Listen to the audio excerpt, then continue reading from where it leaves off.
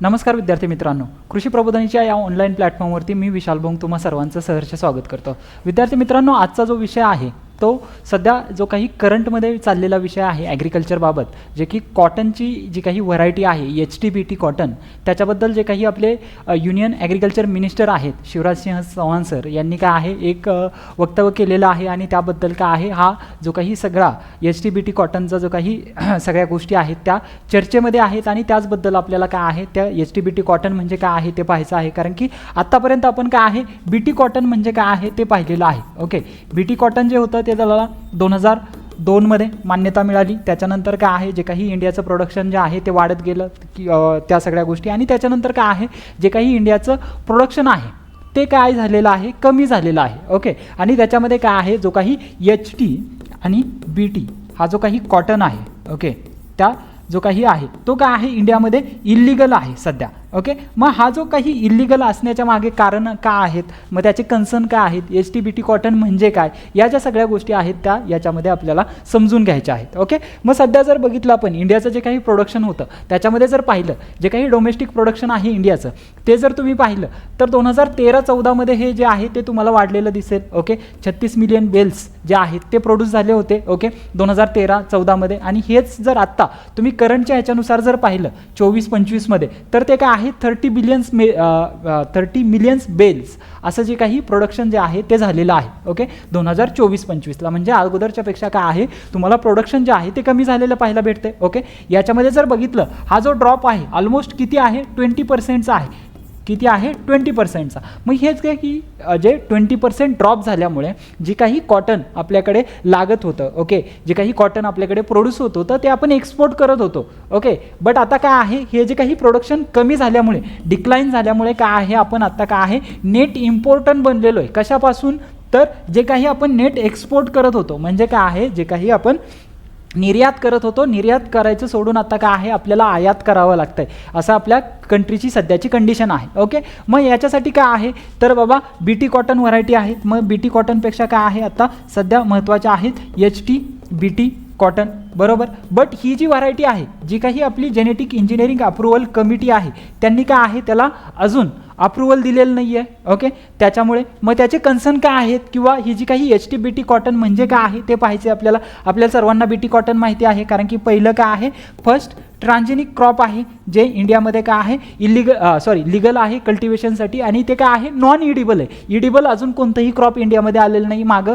GM mustard जे आहे ती चर्चेमध्ये होती आणि त्याच्यावरती आत्तापर्यंत BT कॉटन आणि GM मस्टर्ड याच्यावरती आयोगाने तुम्हाला प्रिलिम्सला मेन्सला वेगवेगळे क्वेश्चन्स विचारलेले आहेत। ओके, त्याच्यामध्ये मागच्या एका वर्षात आयोगाने विचारलेला होता GM मस्टर्डचे जीन्स विचारलेले होते, त्याच्यामध्ये किती जीन आहेत, जो काही बार जीन होता, बार्निश जीन होता, बारस्टर जीन होता, या सगळ्या गोष्टींवरती क्वेश्चन विचारलेले होते। ओके, मग त्याचनुसार आपण पाहूया HTBT कॉटन म्हणजे काय आहे, त्याच्यामध्ये कोणत्या कोणत्या गोष्टी आहेत। ओके, मग आता काय आहे बायोटेक्नॉलॉजी आणि कॉटन हे जे काही दोन व्हरायटी आहेत जे काही BT कॉटन, ओके, आणि दुसरं काय आहे त्याच्यामध्ये HTBT कॉटन, ओके, किंवा HT कॉटन। ओके, आता BT कॉटन म्हणजे काय आहे बॅसिलस थुनजेनेसिस आहे, त्याच्यामध्ये सॉईल बॅक्टेरियम घेतलेला आहे आणि तो काय आहे रेजिस्टन्स आहे कशाला, एक पर्टिक्युलर इन्सेक्ट आहे। ओके, जो काही पिंक बॉलवर्म जे काही अळी आहे त्याच्यासाठी काय आहे तो रेजिस्टन्स तयार करतोय। ओके, ती जी अळी आहे ती खाल्ल्यानंतर त्याच्या काय आहे डायजेस्टिव्ह सिस्टम आहे त्याच्यामध्ये ते अफेक्ट करते आणि ती किल होती। त्याच्यामुळे काय आहे तर ते जे काय आहे ती कोणती मेथड आहे चीपेस्ट मेथड आहे कंट्रोलसाठी, त्याच्यामुळे काय आहे BT कॉटन डेव्हलप केलेला होता। ओके, त्याच्यामधून BT कॉटन। आता त्याच्यानंतर काय आहे HT कॉटन। HT कॉटन म्हणजे काय आहे H फॉर काय आहे हार्बिसाइड आणि T for tolerant, herbicide tolerant cotton जो आहे तो डेव्हलप करण्यात आलेला आहे।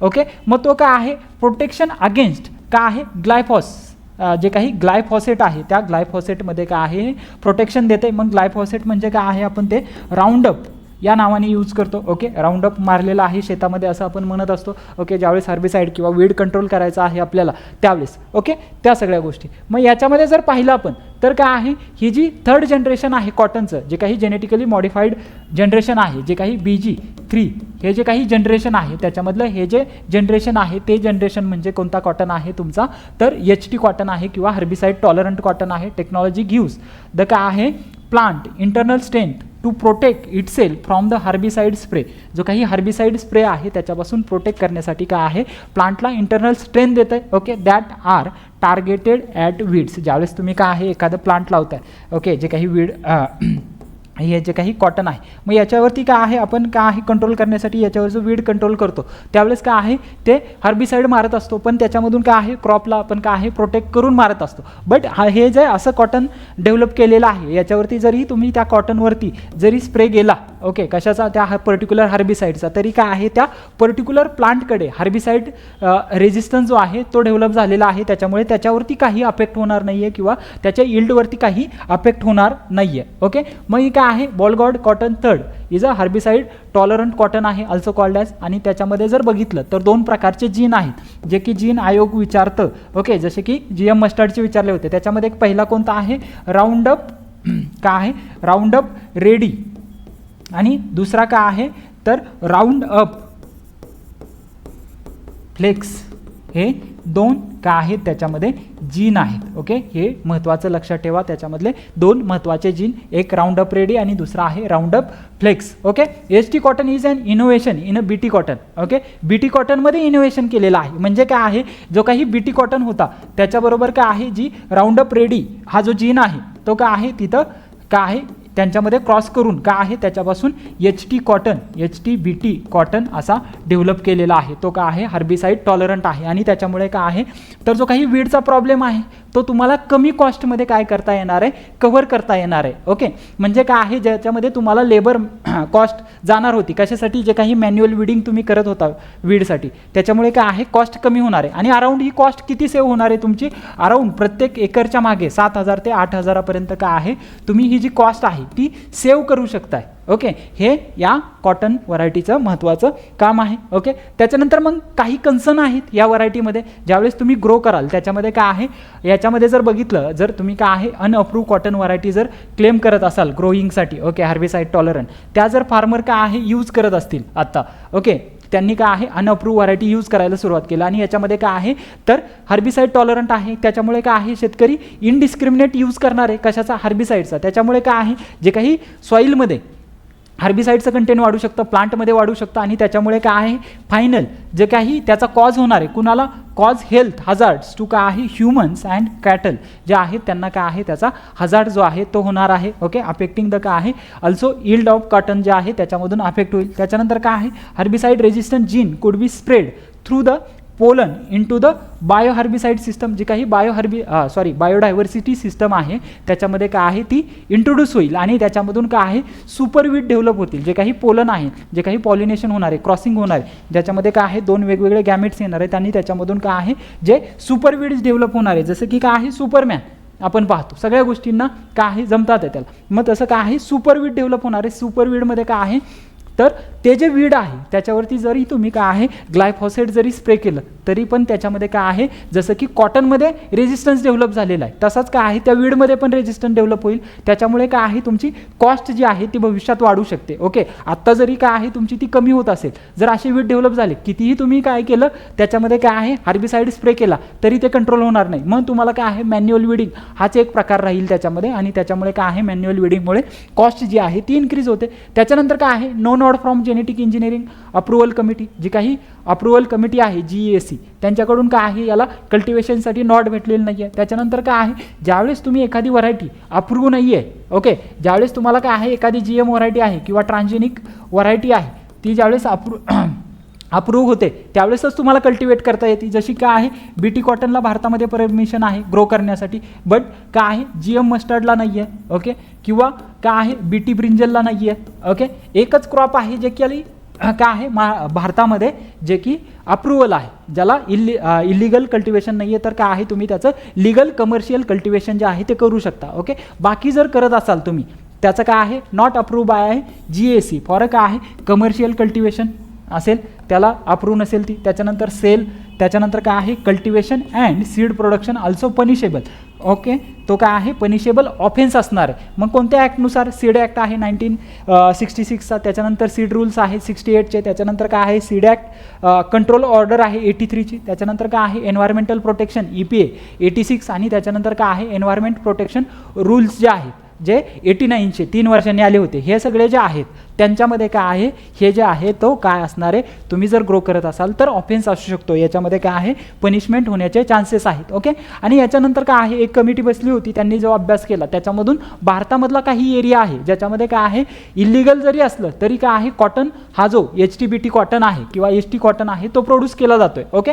मग त्याच्यामध्ये लीडिंग स्टेट कोणतं आहे इंडियामधलं जर कॉटनसाठी बघितलं तर महाराष्ट्र आहे. ओके. मग महाराष्ट्रामध्ये काय आहे जर बघितलं, महाराष्ट्र आणि गुजरात हे 2 लीडिंग स्टेट आहे. त्याच्यामध्ये काय आहे आपल्याकडे इंडियामध्ये जो आहे तो काय आहे शॉर्ट स्टेपल लेंथ कॉटन जो आहे तो ग्रो होतो, आणि पाकिस्तानमध्ये जर बघितलं तर काय आहे लॉंग स्टेपल लेंथचा कॉटन जो आहे तो ग्रो होतो. या दोन्ही कंडिशन्स आहेत. ओके.